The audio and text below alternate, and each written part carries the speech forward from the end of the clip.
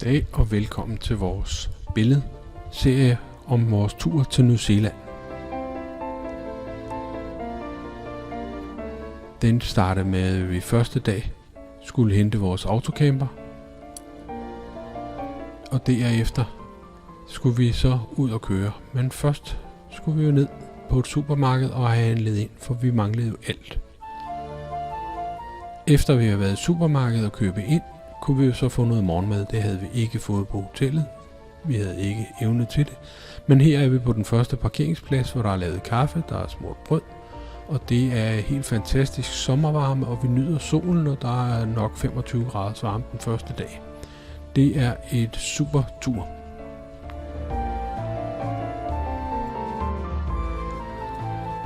Vi er så klar til at fortsætte vores tur nordpå.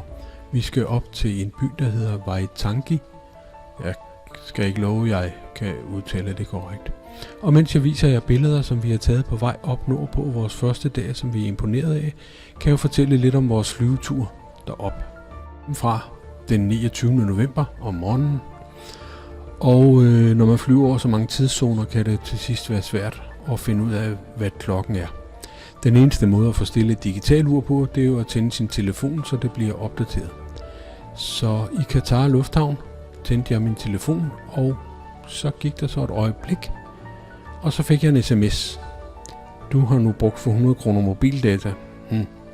Der gik 30 sekunder til, så fik jeg en anden sms. Du har nu brugt for 400 kroner sms-data, eller mobildata.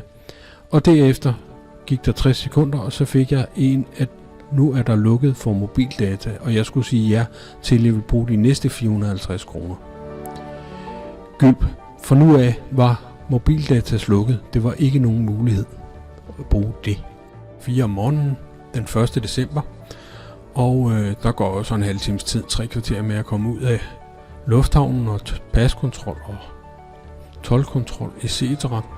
Så vi har jo været ude ved 5-tiden om morgenen. Det var begyndt at lysne. Det er trods alt midsommer på den tid nede i New Zealand. Og der var cirka 800 meter til hotellet, eller en lille kilometer, og det mente vi godt, vi kunne gå. Så vi startede med at gå ud og lede efter hotellet. Vi gik, og vi spurgte efter vej, og rundt omkring Auckland Lufthavn er der spærret meget for fodgængere, fordi de skal jo ikke gå på vejene. Da vi havde gået 800 meter, fik jeg snakket med en dame, og hun fortalte, at vi var gået den forkerte vej. Vi gik 800 meter tilbage i regnvejr. Vi gik så den rigtige vej. Da vi havde gået 600 meter eller et eller andet, og stadigvæk ikke kunne finde hotellet, tænkte jeg, fanden tag det. Indæbne mobildata og Google frem, så vi kunne finde ud af, hvor vi var. Da jeg tændte mobildata, fik jeg jo igen både en e-mail og en sms. Der stod noget fra en venlig rejsebagageoperatør, om at jeg vist nok havde fået den gale kuffert. Gylp. Jeg sendte en sms tilbage til hende, at vi kom tilbage til lufthavnen, så vi gik så de der halve kilometer tilbage i regnvejr. Da vi så var kommet tilbage, ringede jeg til hende, og hun fortalte, at vi bare skulle gå over i den anden ende af lufthavnen, og det er jo så også kun 300 meter ekstra. Da vi kom derover, ja, så skulle vi så have fat i en operatør, der vidste, hvor vores kuffert var, og der var vi inde ved en forkert en, der fandtes ikke noget der. Vi var inde ved det rigtige kontor, og endelig kom der en mand og sagde, at det kendte han til. Der var vi heldige. Men, sagde han, den skulle selvfølgelig lige igennem tolden. Gylp. Min kære kone skulle jo lige have 300 cigaretter med fordelt i hver kuffert. Og man må kun indføre 50 i New Zealand. Man må godt indføre 300, men så skal man betale 12 af dem. Det havde vi ikke gjort. Så der kom en mand, og sagde han, jamen der kom lige en anden mand. Og så kom der en mand, som ikke så særligt glad ud i ansigtet, og spurgte om det ene og det andet og det tredje. Og til sidst endte det med, at vi slap ud, selvom han havde set, der var cigaretter i. Jeg blev dog noteret med mit pasnummer, det gjorde Ulla også, at nu er fra nu af officielle smuglere af cigaretter ind i New Zealand. Vi er nu kommet frem lige om lidt til vores campingplads og kører autocamperen ind og får en plads og får sat strøm til, og så er vi ved at være klar til at begynde at nyde ferien.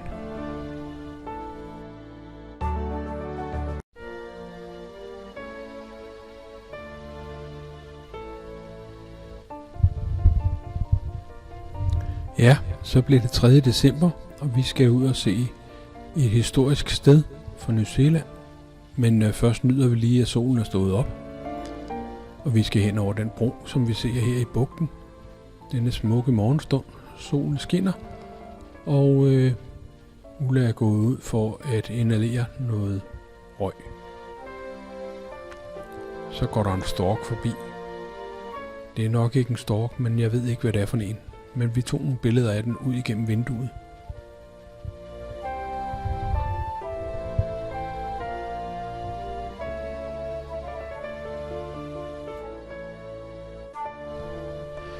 Vi er nu kommet frem til det historiske sted, hvor vi har en guided tur. Vi har en guide, som desværre ikke taler så tydeligt engelsk, at det er nemt at forstå. Dog har jeg forstået så meget, at han nedstammede direkte fra dem, som var med til at underskrive traktaten mellem New Zealand og England den 5. februar i 1840, hvilket han var meget stolt af.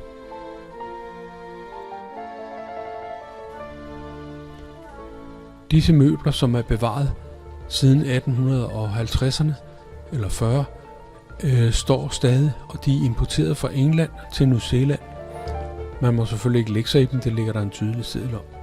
Da vi har været rundt og se de historiske huse og genstande, går vi en tur og kigger på den bevarede urskov, der er rundt omkring museet.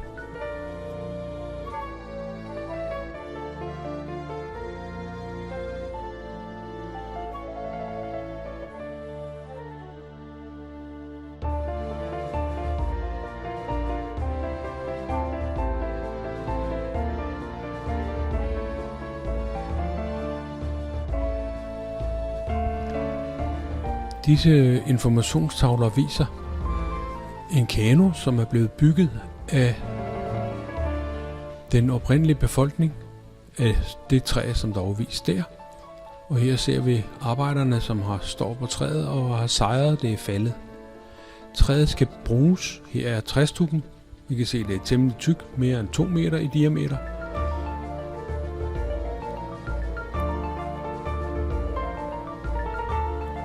Træet er blevet brugt til at lave en kajak, og det træ her, der har stået her, er den midterste del af den kano, vi skal se.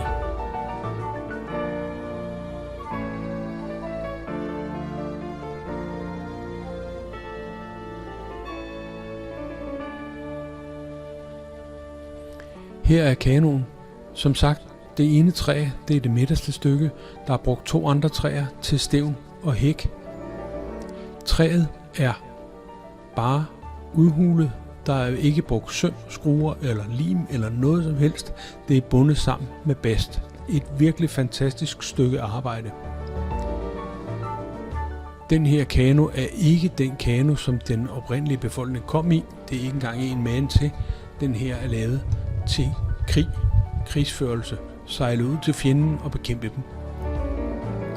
Det er et fantastisk stykke arbejde, og den er kun bundet sammen. Og I må ikke sige det til bonderøven, fordi så vil han også prøve at lave sådan en.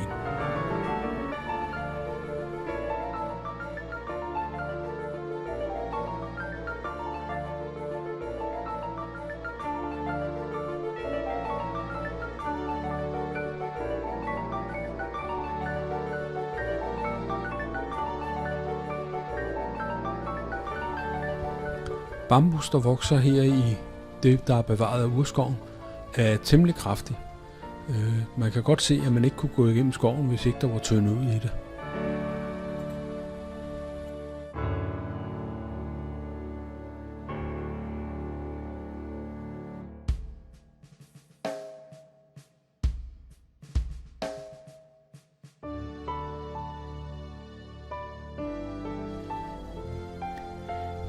I denne her historiske bygning skulle vi ind og se en Maori-dans og en Maori-forestilling. Den var helt fantastisk. Bygningen er gammel, og vi må derfor ikke den, uden at vi først havde taget fodtøjet af. Det vil sige, at alle gæster gik ind på bare tæer. Efter forestillingen kom de søde mennesker ud og viste sig frem, og der blev lejlighed til, at vi kunne få taget et foto sammen med danserne. Og det ser vi så her, hvor vi får lov til at stå blandt disse smukke unge mennesker. Her ser vi så et solur. Det er fantastisk ved det, at der i venstre siden står nord, og at skyggen så peger fra nord af og ned mod syd. Og klokken er cirka 11, det vil sige, at solen står næsten i nord, hvor vi på vores breddegrader er vant til, at solen står i syd. Vi går hjem af og ser her en fugl, som jeg ikke ved, hvad er for en, men det kan være, der er nogen, der ved det. Det blev lavvande, og vi går hjem over den her bro. Når vi kommer hjem, skal vi lige sunde os 2 minutter, og så skal vi på vandretur, fordi vi skal op i byen og handle. Det er jo en nødvendighed, når man har autocamper, at så kører bare sådan, så skal der ryddes op hver gang. Først kigger vi lidt på træerne på hjemvejen. De her træer har nogle fantastisk røde blomster, og jeg har læst i en bog, at i forårssæsonen nogle steder på nordkysten, der er helt rødt.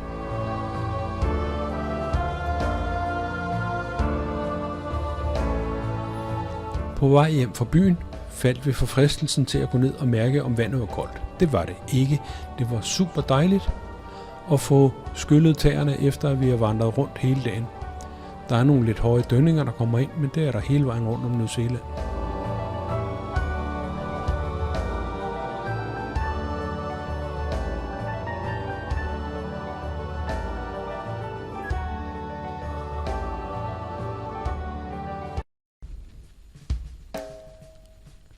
Ja, så er vi nået til 4. december. Vi har en lille tur på 400 km for os, men vi starter med en lille tur på 10 km og ser Haruru Falls. Et lille vandfald, som er en flod, som render ud i den bugt, hvor vi camperede i nat.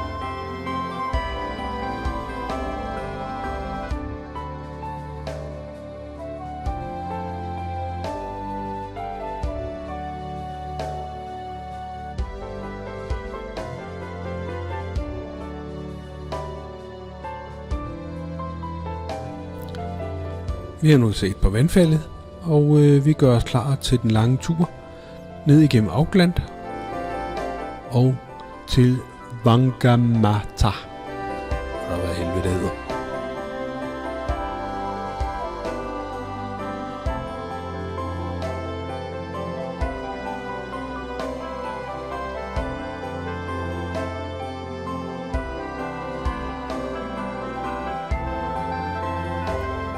Her er vores julepynt, som vi har fået af barnebarn i julegave. Tusind tak for det, Kaja.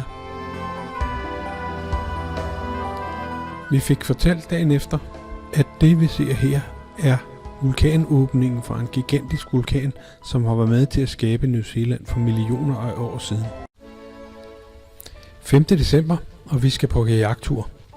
Solen skinner fra en næsten skyfri himmel, så det kan simpelthen ikke være bedre. Vinden er svag, så det skulle være helt fantastisk.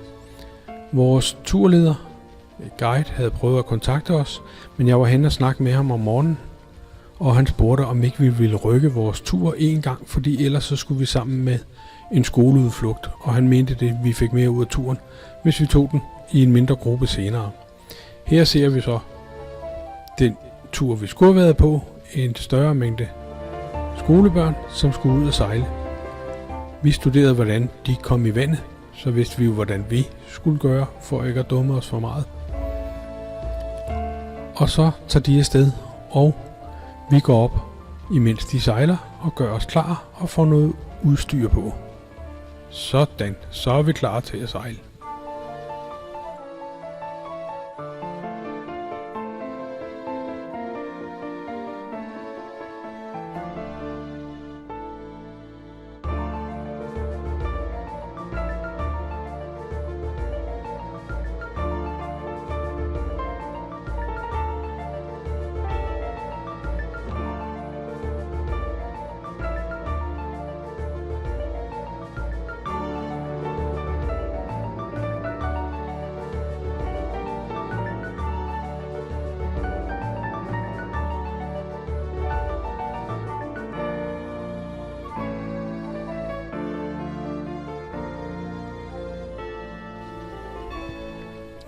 Vi nærmer os nu hullet ind i grotten, og vi sejler nu lige så stille ind.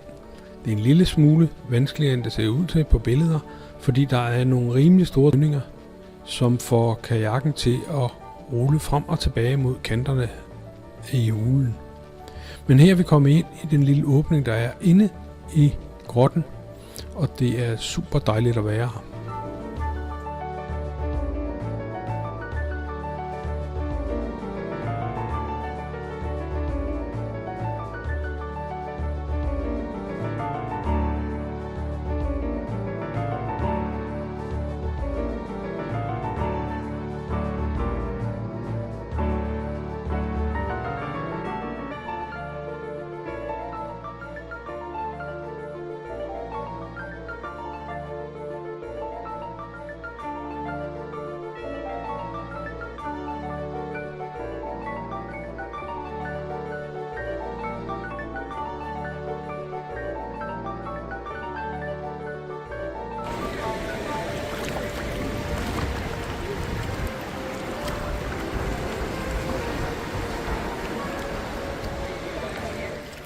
Efter at vi har beundret grotten, sejler vi videre til den næste lille ø, hvor der var en dejlig strand. Hvor vi så kunne få strukket benene lidt. Vores guide havde taget varm te med og et stykke kage eller en sandwich, og det var super dejligt. Vi fik også lov til at smage lidt på de lokale blade, som smagte smadret godt. Han sagde, at man skulle ikke spise for mange af dem, hvis man skulle ud og køre bil bagefter.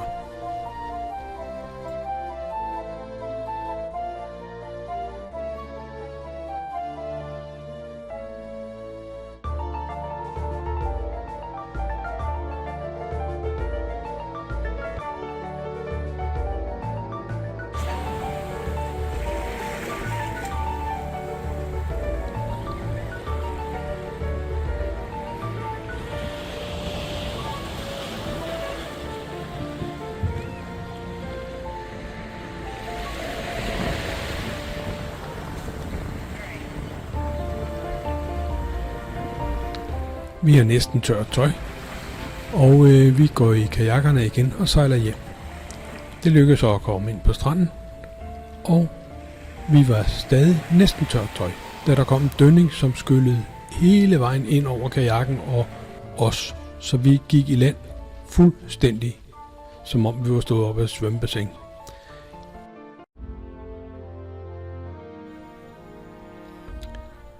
Så blev det 6. december, og vi tager så turen sydpå for at gøre klar til den næste aktivitet.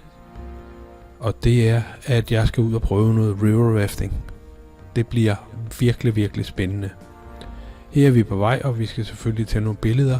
Vi kører ned til det område, hvor det skal foregå, for at være helt sikker på, at vi ved, hvor det er henne, så ikke man står og venter et forkert sted, og så glæder den tur henne.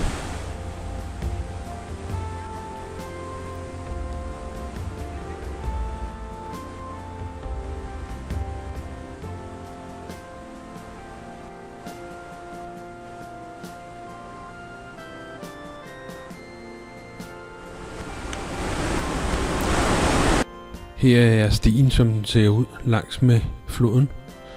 Og så fandt vi et lille hul ind i klippen, som selvfølgelig skulle undersøges. Der var mørkt derinde, så der står, at man skal have en lampe med. Det er jo en af de gode ting ved moderne smartphones. Man har kamera, man har lampe, man har optager, og så kan de i øvrigt også ringe i telefon.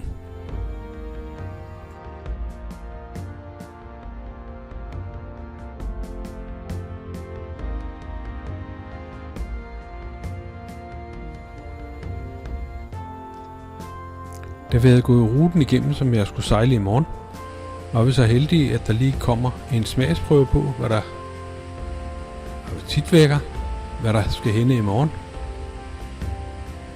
Der tager lidt tid. Der kommer de. Yes, der er noget at glæde sig til. Jeg kan se, at det her var en af de fald, hvor man ikke kommer helt over. Men så nyt får vi i morgen.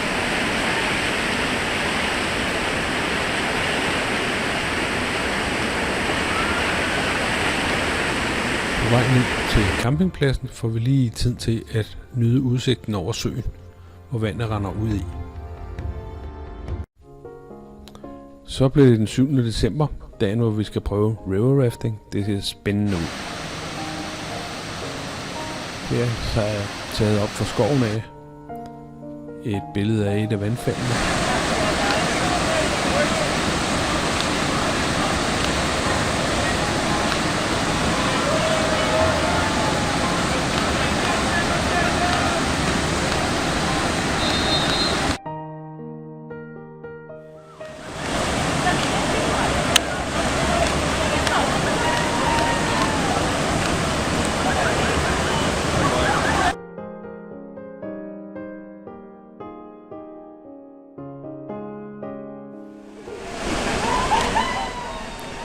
Jeg undrer mig længe over den lille kajakår, som absolut skulle ligge i vejen hele tiden. Jeg har fundet ud af, at han rent faktisk ligger for at samle dem op, som ryger ud af raften på vej ned ad vandfaldet. Og her ser vi det netop, at der er en med gul hjelm, som ikke vil med ned ad vandfaldet, men hellere vil svømme ned. Bliver hjulpet af den der gule kajak, eller violette kajak, som altid ligger lige og venter på kunder.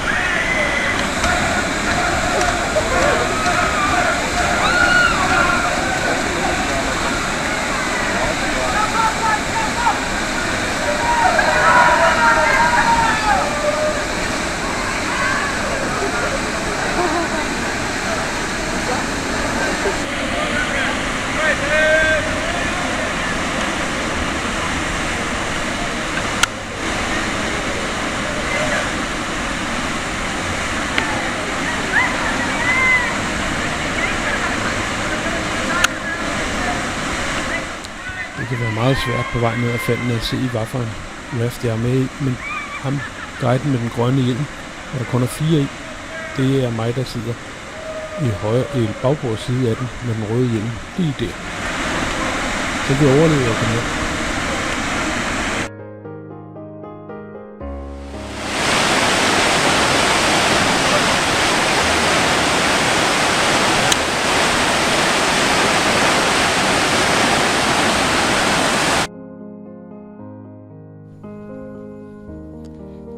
De næste billeder er taget af firmaets fotograf og simpelthen købt, da vi kom tilbage.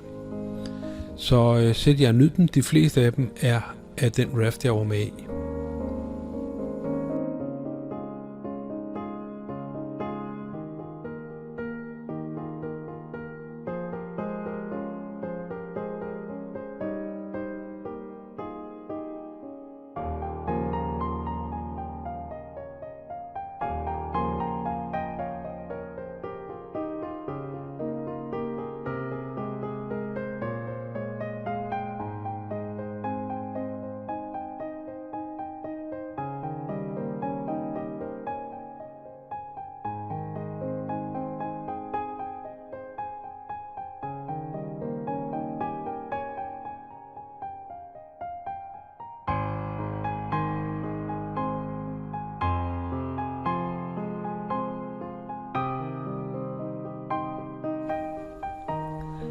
Hvis vi ikke havde fået vand nok, synes guiden, at vi skulle sejle stævnen af båden ind under vandfaldet, bare så dem, der sad foran, lige kunne få sig en ekstra skyller og fylde raften med vand. Det var jo meget morsomt. Vi skiftes til at sidde forrest og prøve.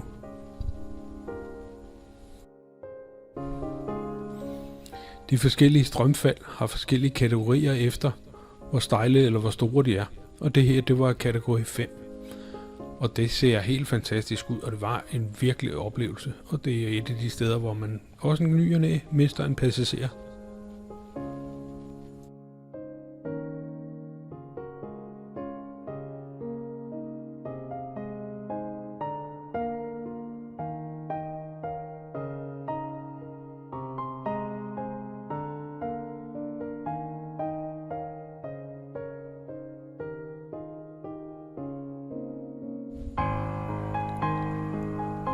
Under vores introduktion, inden vi startede på turen, nævnte guiden, at der var 3 muligheder. Den ene, det var den, vi havde her.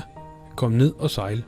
Den anden mulighed var, at den simpelthen satte stævnen i vandet og bakkede ind i vandfaldet igen. Så fik man meget vand. Og den sidste mulighed var selvfølgelig, at raften den tippede over og lå på hovedet. Det var de scenarier, der var.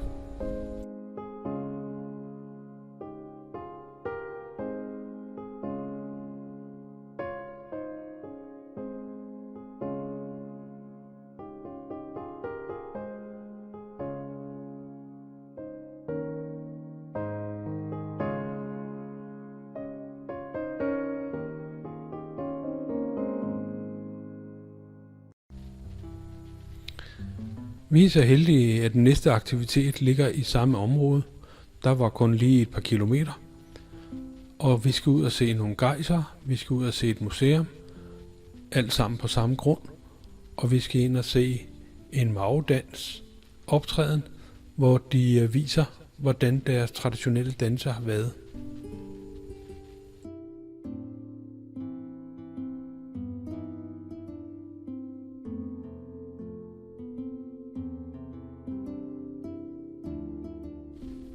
Det er vores guide på turen, og som I måske kan se, så er han en lille smule tatoveret hister her. Det er en tradition blandt den oprindelige befolkning, at de er meget tatoveret, også i ansigtet.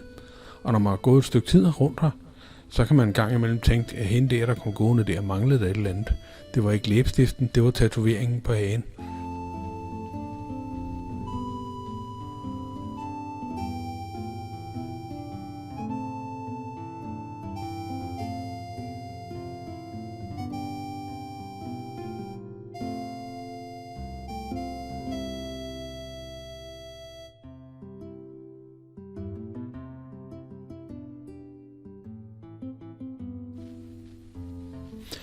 Ja, her ser vi så den berømte kiwi, fugl, som kun findes på New Zealand. Bemærk, hvor store æggene er i forhold til fuglens størrelse. Fuglen er på størrelse med, eller måske endda større end en fasan. Det er et fantastisk dyr. Den har ikke haft behov for at flyve, så derfor har den næsten ingen vinger. Den kan ikke flyve. Den lever i skovbunden, og den lever af insekter, og den har en fantastisk lugtesans og et utroligt dårligt syn. Around the very edge there, 6 meters deep. Around the center areas, 10 meters, ladies and gents. During winter time, the temperature of these mud pools drops right down, ladies and gents, to about 60 degrees Celsius.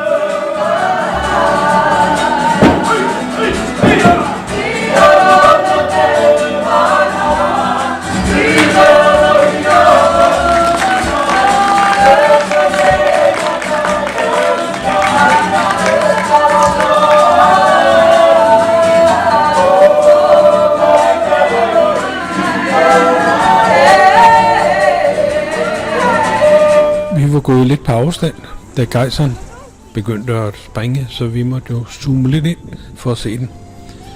Den er ikke helt stabil i, hvornår den springer, men cirka 3 gange i timen. Vores guide fortalte, at der var flere gejser der. Det her var den største, som stadigvæk springer. Flere af de andre var holdt op med at være aktive. Det skyldes, at byen, og specielt byens sygehus, udviklede enorme mængder af varme fra undergrunden, som bliver taget fra den varme, som ellers skulle bruges til det her naturfænomen. Der er kommet begrænsninger på nu, hvor meget varme at kommunen og sygehuset må udvinde, og derfor forventer de, at der i løbet af nogle år skulle komme flere gejsere til at være aktive igen.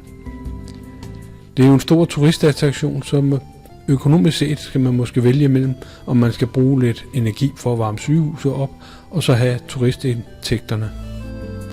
Det er et spørgsmål.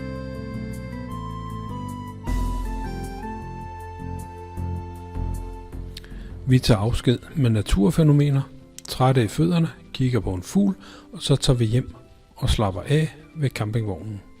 Eller autocamperen, som det jo er. Godnat.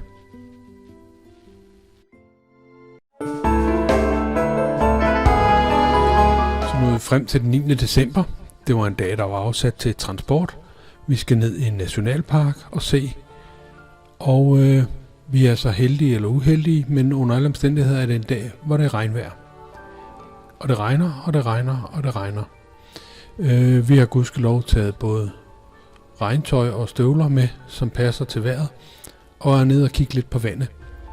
Der var en enkelt lille plads tilbage på den her fricampingplads, og den fik vi så.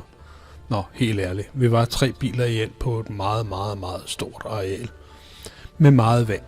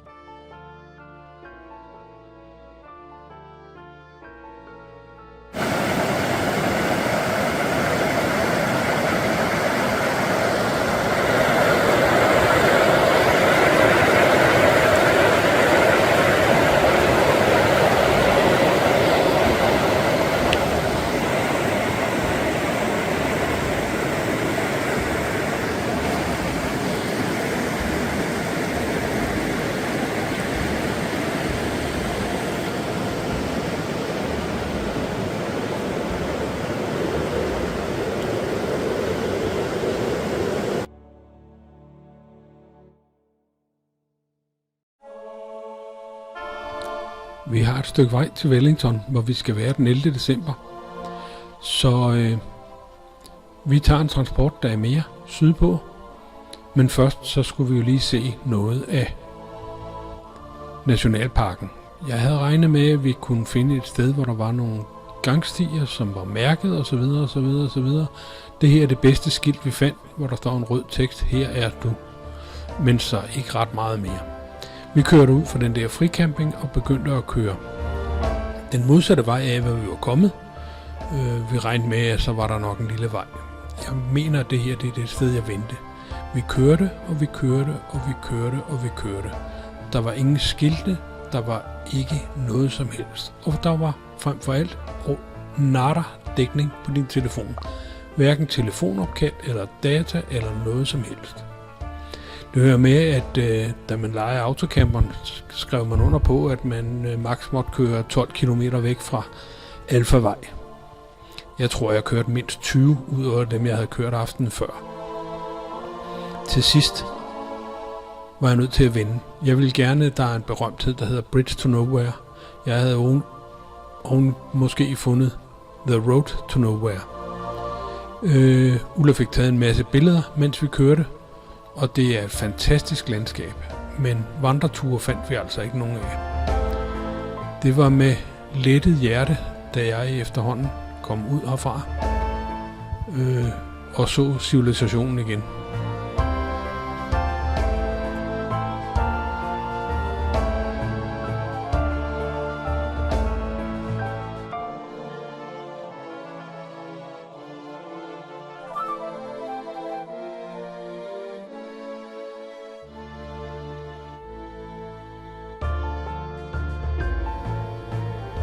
Ja, så kom der asfalt på vejen og midterstriber. Og hvis man sidder og klipper kaniner, så kan man jo altid tælle får. Jeg ved ikke, hvor mange der var. De havde ikke sådan lige i sinde at flytte sig. I kan sætte videoen på pause i ny og næ, og så tælle dem. Det var en langsomlig proces at komme forbi den her fåreflok.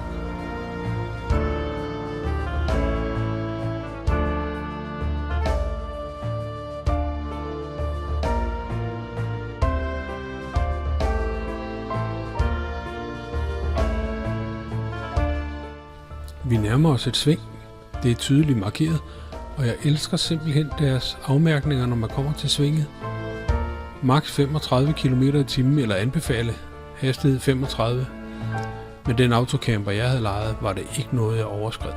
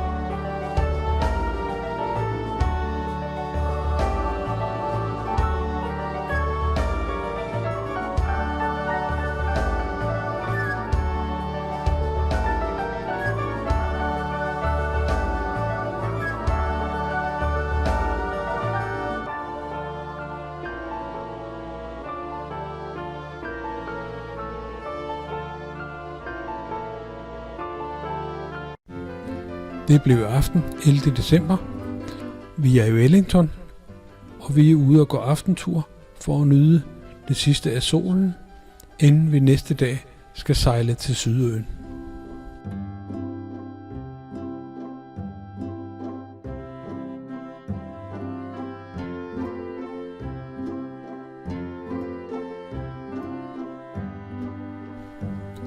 12. december. Vi har en tur. Vi skal på Sydøen, og vi skal ned til det sted, hvor vi har en guided tur næste dag.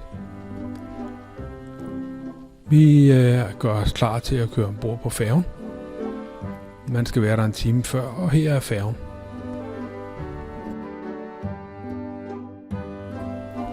Alle, der har været med Molslinjen eller andre gode skibe i Danmark, ved, at man nogle gange kommer på første sal med de små biler. Da vi kørte ombord, pegede han tydeligt på den der sliske, og mente, at den her autocamper på 3,5 ton skulle op på første sal. Jeg tænkte, at jeg har misforstået noget, så jeg kørte ikke. Han pegede igen, meget overbevisende, så okay. Med sidespejlene kørende op ad kanterne, kørte vi så op på første sal med autocamperen, og alle de andre måtte også op. Sådan er det. Så fik man øvet sine køreegenskaber.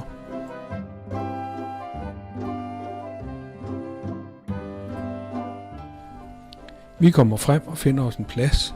Som I kan se, er græsset ret tørt her på Sydøen, og Ulla sætter vand frem til enderne. Men hvem vil nøjes med vand, hvis man kan få kaffe?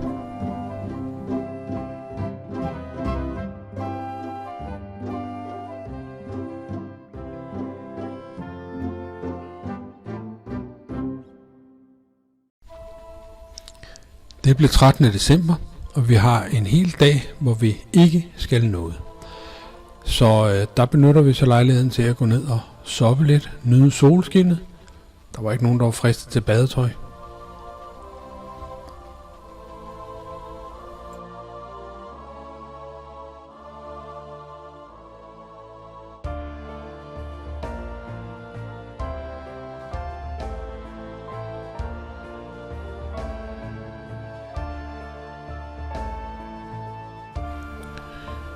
Vi beslutter os for at udforske området lidt her med apostlenes heste og går en tur. Vi går over noget bro, over noget vand og kommer ind i noget naturpark. Det er en helt fantastisk tur, som desværre viser sig at blive en lille smule lang.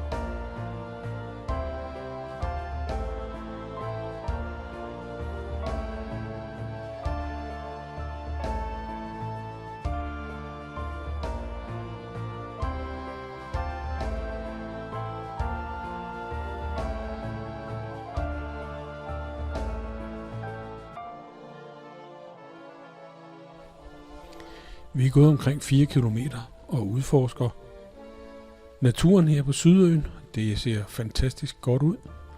Man kan se, at vandet nogle gange står meget højt, og i øjeblikket står det meget lavt. Det hedder det ikke. Er det meget lavt. Der er huler, man kan gå ind i.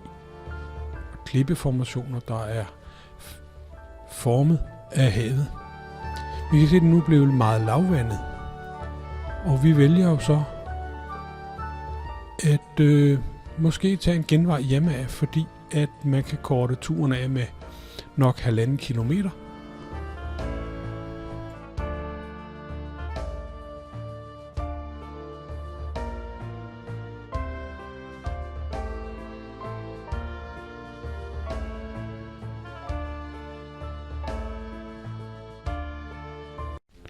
14. december, og vi skal på kajaktur.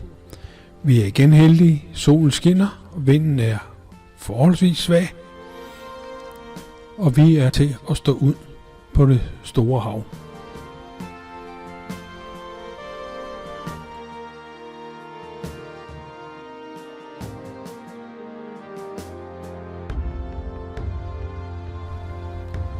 Turen blev på 8 kilometer, og inden vi går i land på den strand, hvor vi skal være, sejler vi forbi en ø, hvor der er sæler.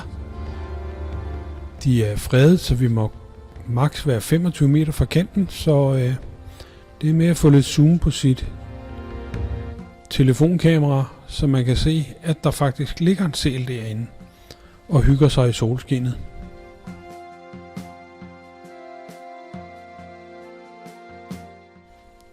Når vi kommer i land, laver værten kaffe til os, og der bliver budt på sandwich, som smager super godt efter 8 kilometer. Derefter holder vi en pause og tager lidt foto af det fantastiske landskab, nyder solen.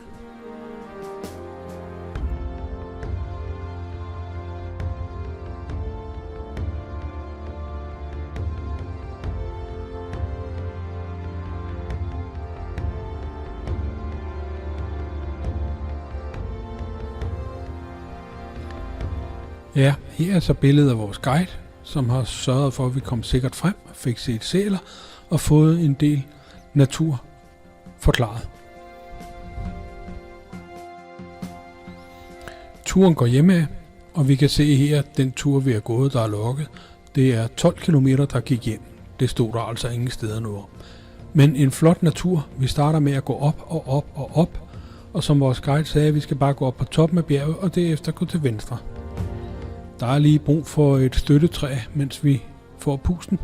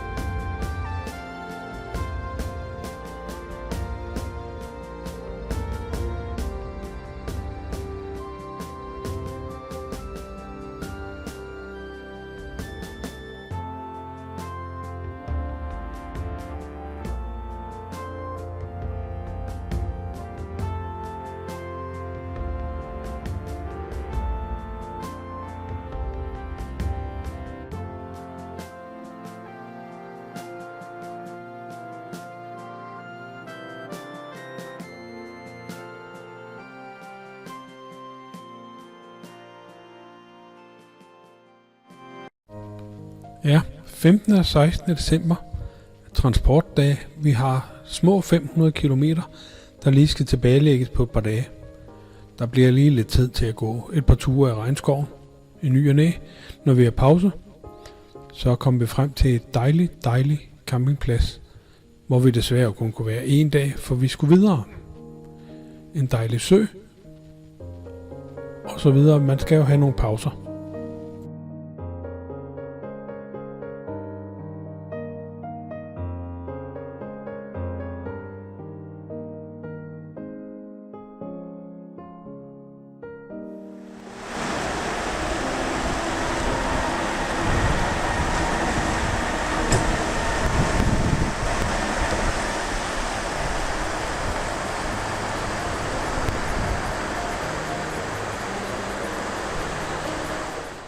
Så kom vi frem til den næste camperplads. Det var 500 kilometer. Det gik jo hurtigt. I hvert fald lige her på videoen.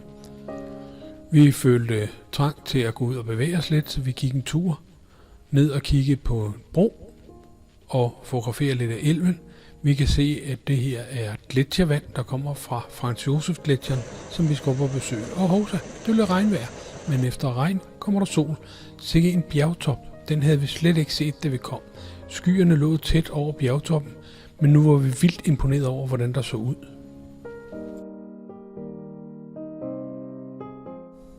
Det blev solskin, og alle nisserne skulle ud og nyde solen. 17. december. Det er morgen. Vi kan stadig se Venus, men vi skal i dag ud og flyve. Vi har lejet en helikoptertur. Vi vandrer ned til mødestedet, hvorefter vi bliver kørt i bus ud til helikopterlandepladsen. Og her har vi allerede sat os ind i helikopteren, kigger på instrumentbrættet, og så går det derudad.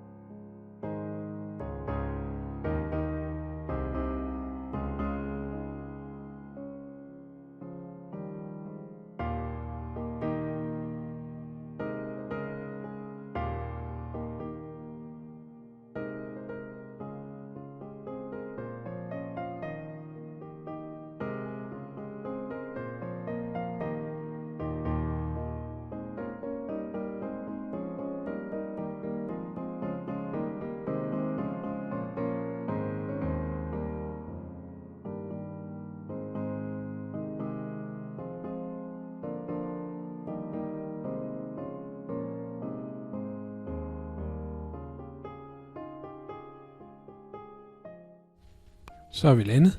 Begge ben på jorden igen. Vi skal ind i bussen, og vi bliver kørt tilbage til vores mødested.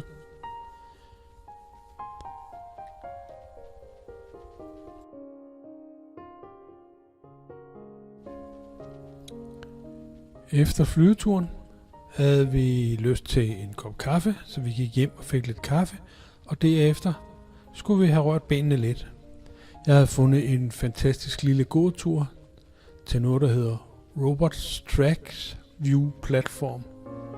Så derfra har jeg læst, at man kunne kigge over til gletsjeren, hvis man gik derop til. Og det kunne være frygtelig morsomt, dejligt at kigge på gletsjeren fra det punkt, man selv er gået op til. Så vi gik, og vi gik, og vi gik, og vi gik.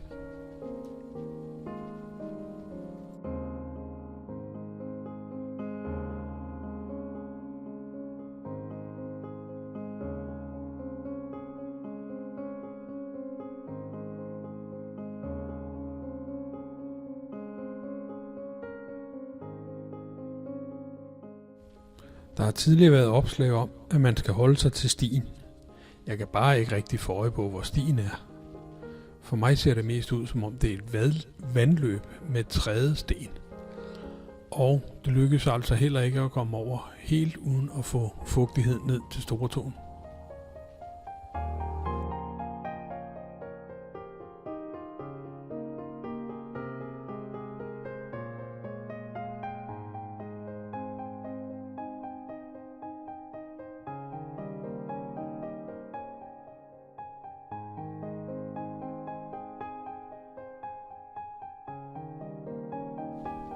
Vi kom nu til et skilt, der fortæller, at kun erfarne mennesker, vandrere med det rigtige udstyr, bør gå videre herfra. Og for at understrege alvoren, så er der opsat, jeg vil ikke kalde det dødsannoncer, men artikler om, hvem der for nogle år siden er forsvundet. Så det er noget, de mener. Jeg var nu nået så langt, at ønsket om at nå Robots platform kontra fornuften i at gå videre, der overvandt fornuften, og vi vendte om og gik hjem igen. Det var simpelthen for anstrengende, og vi var startet for sent på dagen. Hvis det skulle gøres om, det skal det ikke.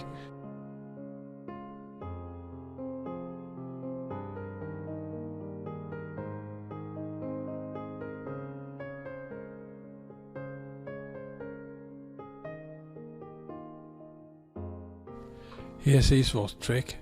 Vi har gået 7 km frem, 7 tilbage, og manglede nok 2,5, men dermed også 2,5 tilbage ekstra. Det var 5 km ekstra, så det var ærgerligt, men sådan er det. 18. december. Vi har ikke flere guidede ture på den her ferie, så nu er det nærmest gået hen til at blive ferie i stedet for en tur. Vi bevæger os sydpå, og når vi kører ned langs med kysten, kører vi lidt ind i bjergene.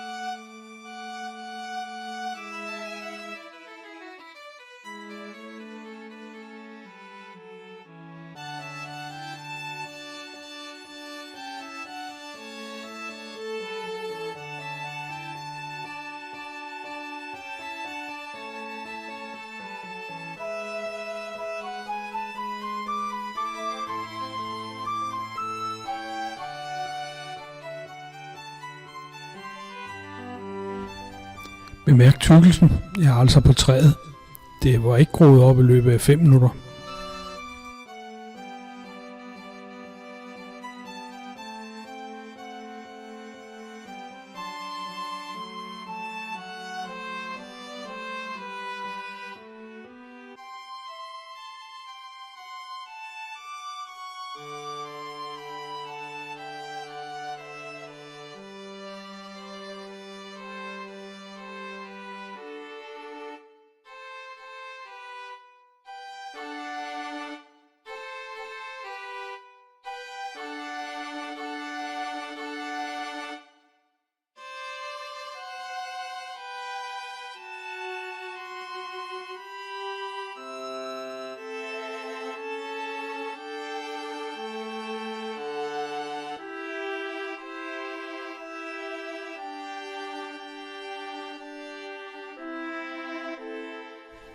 Vi kører på en dejlig sommerdag. Bemærk, at bilens termometer viser over 31 grader.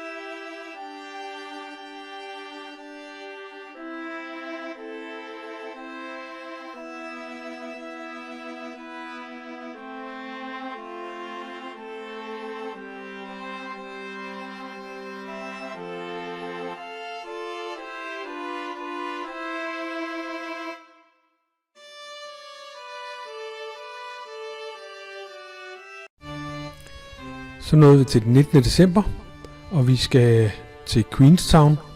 Vi skal for en gang skyld ind og kigge lidt på en stor by. Men på vejen fandt vi ud af, at der var en lille autocamper-udfordring. Men så er der jo noget til chaufføruddannelsen. Og lidt til benene. Vi skulle lige ud og gå en lille 10 km i det åbne landskab. Men allerførst, godmorgen. Det ser vel nok dejligt solskinsvejrs ud. Bare solen ikke skinner sådan i øjnene. Jeg har fundet en lille sti, som skulle gå op i nogle bjerge, og det ser rigtig godt ud. Vi starter med at kigge, og så går vi stille og roligt deroppe af.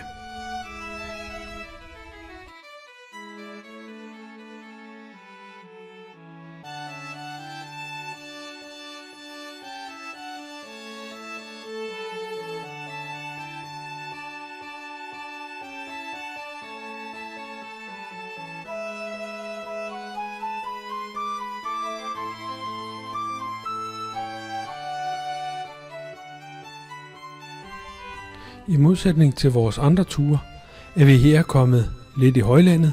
Der er ikke urskov, der er åbne vidder, så åbne som det kan være, når det er bjerge. Og det ser jo hammergodt ud. Luften er frisk, solen er varm. Og da vi har vandret lidt til, så kommer vi så til en lille forhindring. Udover at der i græsset har været mange fugtige steder, hvor man har sunket i, så kommer vi så her til et sted, hvor der er meget fugtigt. Og stien fører tydeligvis over på den anden side, men ingen bro. Og vi forsøger at jogge på de trædesten, der er lagt. Men de er glatte, og det er svært at holde balancen, og man vil nødt ned at ligge. Vandet er ikke særlig varmt. Og til sidst, ja, der er ikke noget at gøre. Der må bare jogges i det, og så må vi have våde fødder. Sådan er det. Så er jeg sikkert på den anden side af elven. Det blev min tur, og som I kan se, så var der temmelig meget vand i mine støvler, da jeg også kom over. Og strømperne kunne også godt give en stor mængde vand. Ja, det er jo nu dejligt med våde tæer, når man skal ud og gå og vandre. Ja, fødderne er ved at være ømme, og jeg står på et sted, hvor jeg laver status. Den vej, der kan være nede i venstre hjørne, fortsætter i midten nu, drejer til venstre, går op langs bag ved buskene og kommer ned der, hvor jeg står. Eller nærmest kommer op i øvrigt. Derefter går den videre og går rundt om hjørnet og går langt ned i en dal. Og kommer så op igen på den anden side. Det var det tidspunkt, hvor jeg godt kunne se, at jeg skulle gå 400 meter ned og 400 meter op igen, for at komme 200 meter frem. Det var tiden at tage sig sammen, tage en beslutning og gå hjem igen. Turen tilbage bød jo selvfølgelig på de samme udfordringer med vandløb, og jeg valgte denne gang at tage støvlerne af og passere på bare tæer. Det er heller ikke lykken. Stenene er glatte og runde, og der er stor risiko for, at man falder. Mens vi kigger på dyrene og udsigten, kan jeg lige fortælle, at da jeg kom ned med våde fødder og ømme fødder og våde støvler og pladerstøvler, kom der et par erfarne vandregående også. De havde gået hele turen, 20 km, den rundtur, som vi ikke nåede. Og jeg spurgte ham, hvad han gjorde, når han kom til vandløb. Om han tog støvlerne af, og han sagde, at det kommer an på, om du vil have våde tæer. Jeg har senere tænkt på, at det gør det jo ikke. Jeg får våde tæer, hvis jeg tager støvlerne af. Jeg får også våde tæer, hvis jeg ikke gør. Men vi snakkede lidt om det, og han sagde, ja, hvis man tager støvlerne af, har man tørre støvler, men så går man 10 meter, og det var også, hvad vi gjorde, eller 100 meter. Og så var der et vandløb til. Så kan man bruge kvarterer på hver side af et vandløb for at komme videre. Så jeg har ikke fundet løsningen endnu. Enten er det gratis bad, eller også er det markvanding, hvor strålens vandring over græsset ikke var helt forudset. Eller også var det vindpustene, der ikke forudsede det hele. Under alle omstændigheder var det en lettere. –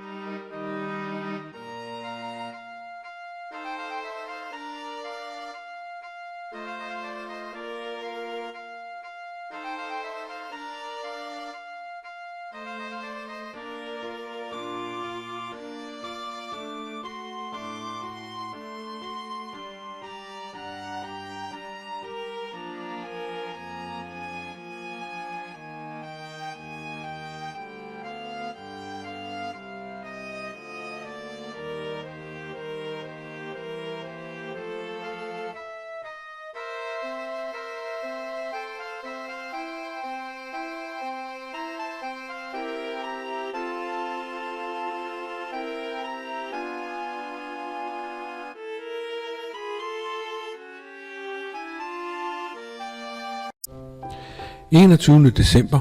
Vi forlader Queenstown og kører ned på sydøstkysten. Den skal vi lige nå at se, inden vi tager hjem. Jeg har fundet et lille fyrtårn på Google, som vi vil ud og kigge nærmere på. Nu skal vi lige kigge en gang til.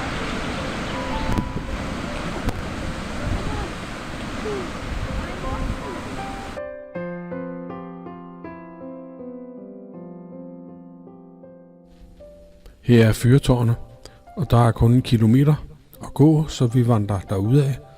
Vi har fra skilte fået at vide, at der skulle være søløver, og hvis man kigger godt efter, er der en lille prik foran brændingen, som er en søløve. Og ved nærmere eftersyn, så fandt vi faktisk temmelig mange søløver.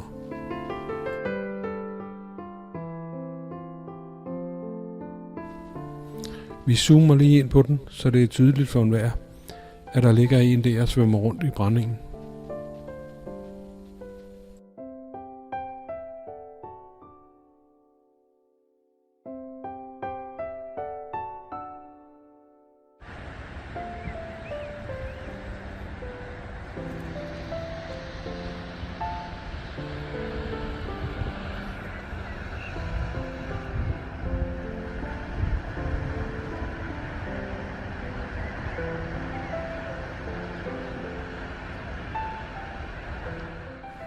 Med digitalkamera købt til lejligheden, lykkedes det faktisk at zoome temmelig godt ind på et par søløver her, som ligger og, man kan jo ikke sige soler sig, men i hvert fald er gået på land for et øjeblik.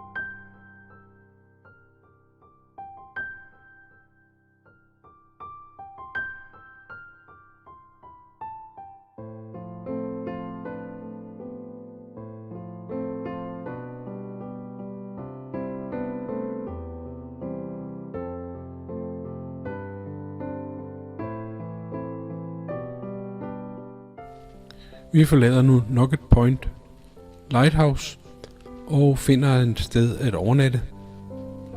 Det var booket i forvejen, og der holder vi jo rigtig godt. Det er den 21. december, årets længste dag, så vi har jo stadigvæk nogle lyse timer til gode.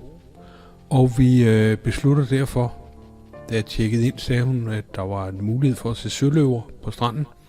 Så vi tager vandrestøvlerne på og går afsted på stranden. Som I kan se, er den dejligt bred. Det vil vi senere opdage, at det bliver den ikke ved med at være. Tidevandet kommer ind, og selv en erfaren mand som mig kan blive overrasket af, at bølgerne lige pludselig slår over. Men jeg er jo vant til at gå med skvulp i støvlerne, så hvorfor ikke fortsætte med det? Her er noget tang. Det ser temmelig stort ud. Og vi ved ikke, hvad det er for en slags tang. Det ligner jo nærmest en blæksprutte, der er forlist på stranden.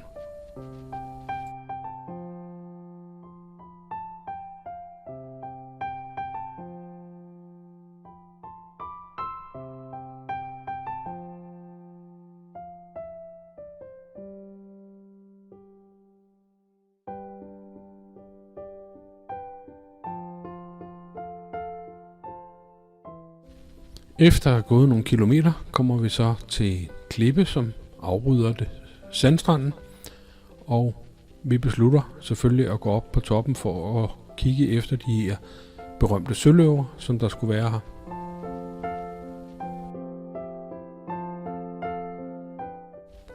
Fra toppen er udsigten fin, men der er jo nu ingen søløver at se. Der er tåge, dis, vand, vådt græs. Og her er så et panoramabillede.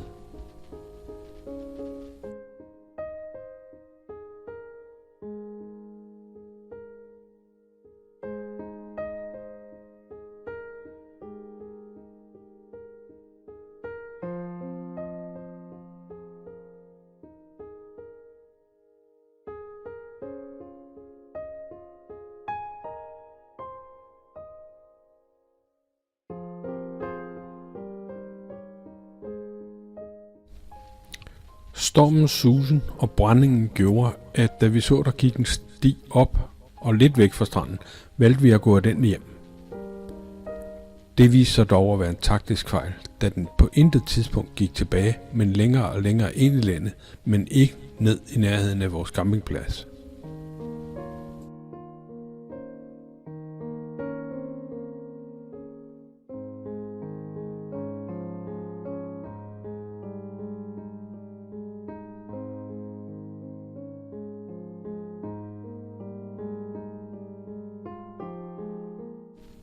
Vi nyder gåturene, vi nyder naturen og bliver belønnet med en guldspur, der sidder her.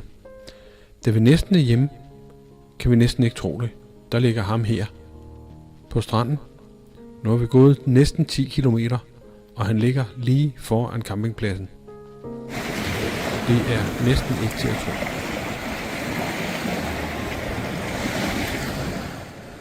Godmorgen. Vi var bange for, at der ikke var liv i dig. Stien op til campingpladsen var ikke til at finde. Jeg ledte længe og fandt til sidst ud af, at tidevandet jo havde taget den, og at den brede strand, vi var gået ned på, var væk. Da vi havde ledt et stykke tid, var der ikke noget at gøre. Tyrene ved hornene og vandrestøvlerne ud i vandet. Mine var våde i forvejen, nu ølles også en lille smule fugtige. På vores kort kan vi se, at vi har gået 10 kilometer. Mellem 4 og 5 kilometer er det stykke, vi forsøgte at gå ind i landet, men det var ikke nogen succes. Hjem til kaffen og sæt varme på for at tørre støvlerne. Det var den 21. december.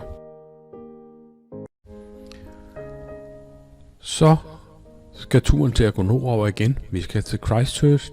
Der skal vi flyve fra den 26. Så vi må hellere nærme os. Vi tager afsted og overnatter en enkelt nat i Dundee. Vi får lidt rutine i at køre i den forkerte side. Og holder en kaffepause, hvor vi faktisk spotter en skestork. Den er ikke helt almindelig i Danmark, men den findes her.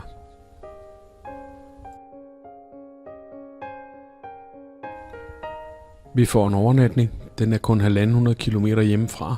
Men der var en, der tastede noget forkert, så den faktisk brugte 250 kilometer på at komme der. Vi er nu i Timau. Vi har fået at vide, at der kommer pingviner op efter mørkets frembrud. Og vi ser her faktisk pingvin taget med digitalkamera, som jeg før sagde, indkøbt til lejligheden. Der må vi sige, der kommer det til kort. Det er bedre til at zoome, men natoptagelser, der er vores ganske almindelige mobiltelefoner altså væsentligt bedre. Så vi fik set nogle pingviner, men de her optagelser er som med mobiltelefon. Det ser ud som om det er dag, det er det ikke. De første billeder var repræsentative for lyset.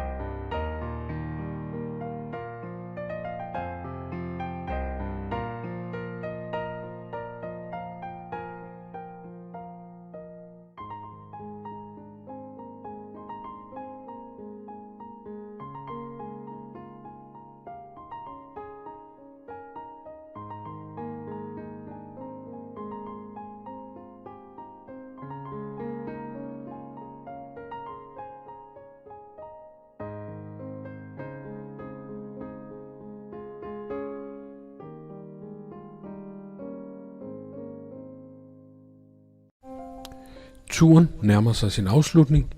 Vi tager en lille tur til Rakaia, hvor vi tilbringer aftenen og går en tur langs med floden. Næste dag går vi en tur den anden vej langs med floden, men tager det jo et rimelig afslappet. Vi møder en inder, som snakker som et vandfald.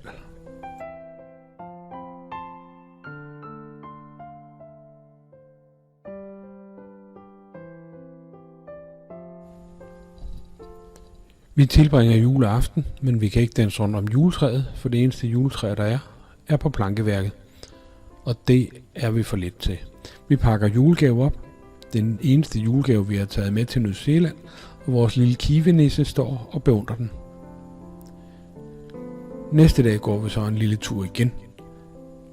Det er vel nærmest killing time, mens vi venter på, at vi skal til Christchurch.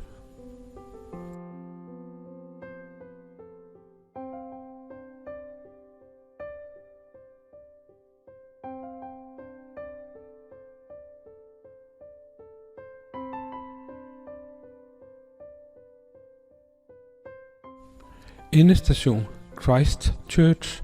Vi er tjekket ind på hotellet, og vi er gået over for at aflevere vores autocamper og afregne de sidste kilometertakster. Det sidste juletræ, vi får at se på New Zealand, er vinreolen på hotellet, hvor flaskerne er vendt, så den grønne bund vender ud af og danner en juletræ.